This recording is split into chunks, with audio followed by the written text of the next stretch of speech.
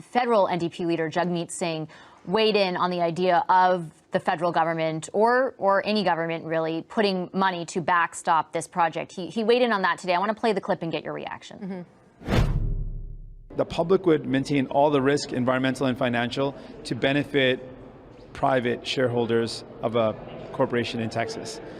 This is something that is not acceptable. What do you think about that? Well, you know, the private shareholders that he's describing happen to be part of a company that will contribute about, I don't know, roughly $15 billion to the Canadian economy, and will contribute to and support over 250,000 jobs in the country of Canada. So it is a ridiculously naive statement. The reality is that for years people have poised or pitted the environment against the economy. That is not the way to move forward.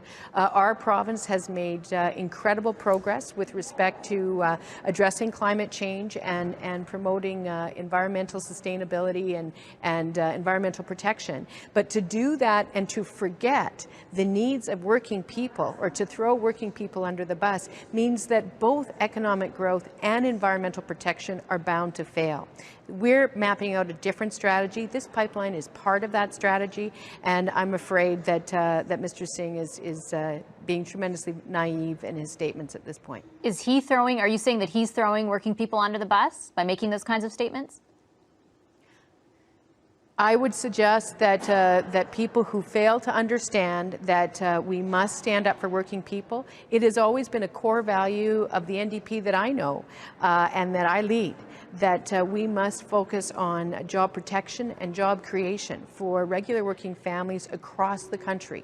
And what we know, having been in Alberta, having watched what happens when 100,000 plus people lose their jobs as a result of the drop in the price of oil, what we know is that regular working people hurt when that happens. And it's our job to stand up for them, and that's exactly what our government is focused on doing. He says he hasn't reached out to call you about this. Would you ever reach out to Mr. Singh to talk about this? Well, you know, we talked about it some time ago when he was first running for the leadership, and we were disappointed at that time that he didn't take the time to sit down with us and to listen to our arguments about the economics, not only of the economics as it relates to the people in Alberta who are suffering, but also the economics as it relates to economic growth and job creation and investment attraction throughout the country of Canada, which he seeks to lead. And so we were disappointed that we didn't have those conversations with him at the time, and we still haven't. And, you know, that's his choice. I hope it's at some point in the future he will take a more mature approach to his leadership. I'm certainly always there to provide him that opportunity. But right now, quite honestly, Vashi, my focus is absolutely on the matter at hand that is right before us. We have to talk about Jagmeet Singh now, because both the premiers of Alberta and BC are New Democrats, and one of them is clearly at odds with the leadership. So let's take a listen to how this is being addressed. I think Jagmeet Singh is absolutely fundamentally, uncontrovertibly incorrect in every element of that tweet. Now, the tweet that she's referencing, if we can bring that up, was Jagmeet Singh's response to all of this. He's fundamentally said that he does not believe that the pipeline should be built. So what does this do in terms of relations between these two provinces, the two premiers, and their federal leader?